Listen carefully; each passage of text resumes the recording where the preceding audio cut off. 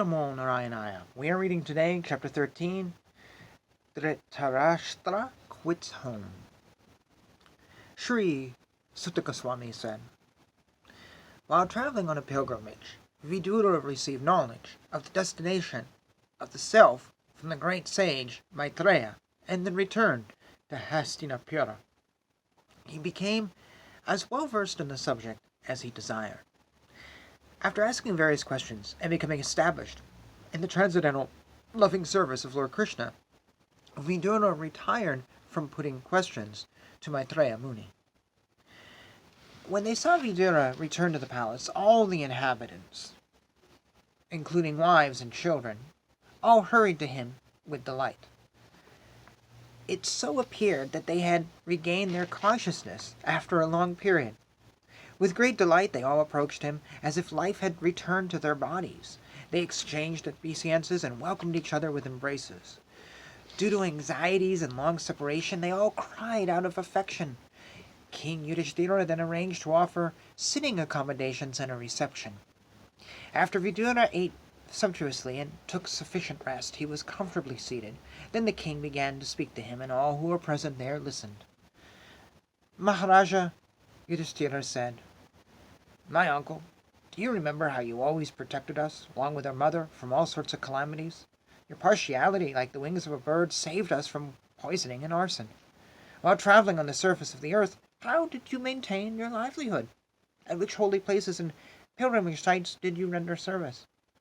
My lord, devotees like your good self are all verily holy places personified. Because you carry Lord Vishnu within your heart, you turn all places into places of pilgrimages. My uncle, you must have visited Devaraka. In that holy place are our friends and well-wishers, the descendants of Yadu, who are always wrapped in the service of Sri Krishna. You might have seen them or heard about them. Are they all living happily in their abodes?" Thus being questioned by Maharaja Yudhishthira, Mahatma Vidura gradually described everything he had personally experienced, except news of the annihilation of the Yadu dynasty. Compassionate Mahatma Vidura could not stand to see the Pandavas distressed at any time, therefore he did not disclose this unpalatable and unbearable incident, because calamities come of their own accord. Thus Mahatma Vidura, being treated just like a godly person by his kinsmen, remained there for a certain period just to rectify the mentality of his eldest brother, and in this way bring happiness to all the others. As long as Vidura played the part of a Shudra, being cursed by Manduka Muni, Ariyama officiated the post of Yamaraja to punish those who committed sinful acts. Having won his kingdom and observed the birth of one grandson competent to continue the noble tradition of his family, Maharaja Yudhishthira reigned peacefully and enjoyed uncommon opulence in cooperation with his younger brothers, who were all expert administrators to the common people. Insurmountable, eternal time imperceptibly overcomes those who are too much attached to family affairs and are always engrossed in their thought. Mahatma Vidura knew all this, and therefore he addressed Dhritarashtra, saying, "My dear king, please get out of here immediately. Do not delay. Just see how fear has overtaken you. This frightful situation cannot be remedied by any person in this material world. My lord, it is the Supreme Personality of Godhead as eternal time that has approached us all. Whoever is under the influence of the supreme eternal time must surrender his most dear life, and what to speak of other things, such as wealth or honor or children, land and home. Your father, your brother, well-wishers and sons are all dead and passed away. You yourself have expended a major portion of your life. Your body is now overtaken by invalidity, and you are living in the home of another. You have been blind from your very birth, and recently you have become hard of hearing. Your memory is shortened, and your intelligence is disturbed. Your teeth are loose, and your liver is defective, and you're coughing up mucus. Alas, how powerful are the hopes of a living being to continue his life. Verily, you are living just like a household dog and are eating remnants of food given by Bhima. There is no need to live a degraded life and subsist on the charity of those whom you tried to kill by arson and poisoning. You were also insulted their married wife and usurped their kingdom and wealth. Despite your unwillingness to die and your desire to live, even at the cost of honor and prestige, your miserly body will certainly dwindle and deteriorate like an old garment. He is called undisturbed who goes to an unknown remote place and freed from all obligation quits his material body when it becomes useless. He is certainly a first-class man who awakens and understands, either by himself or from others, the falsity and misery of this conditional world, and thus leaves home and depends fully on Lord Vishnu residing within his heart. So, leave for the north immediately, without letting your relatives know, for soon that time will approach which will diminish the qualities of all men.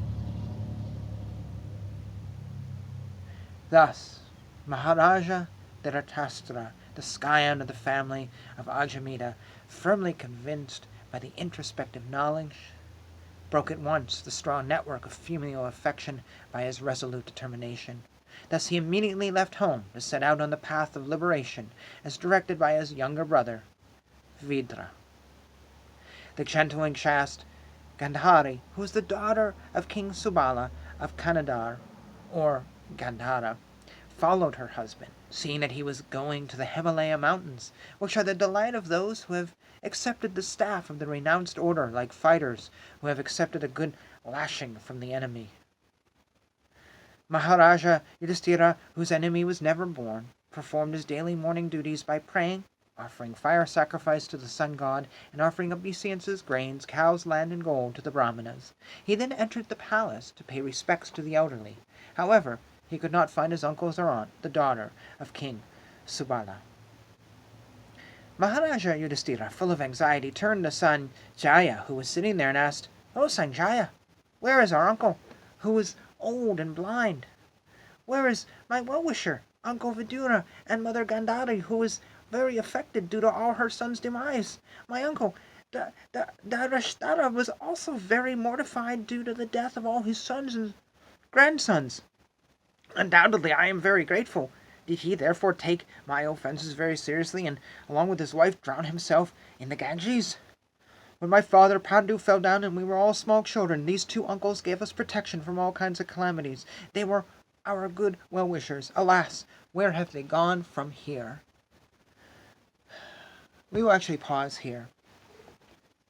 This is a long chapter. I'll leave you in anticipation. It's funny, I had a thought come up while I was reading this about Buddha. You're always reading in here how folks are giving to the brahmanas all this gold and cows and riches and stuff. And if you're to believe this book and others, the brahmanas became really wealthy. They achieved a lot without doing much. And if I remember my Buddhist history, he was a Hindu who was disgruntled with the way Hinduism had become and then broke away from it, deliberately or not. And basically it had become sort of, how should I say, I want to say bureaucratic or stale. I don't remember the right word right now. It's been a while since I've read the histories, but it had lost something. And I'm reading this going, yeah, that's how it got lost. When every time something good happens, you give the brahmanas like so much wealth. It's like the Middle Ages and the church and the government, how eventually the church just became part of the government because it just accumulated so much that a church shouldn't have. So I can almost, I mean, it may not be deliberately, I might be reading into this something, but it just came to me that like, I think I see the origin of Buddha's rebellion happening here. It's not meant that way, but it's certainly, the history in the long term.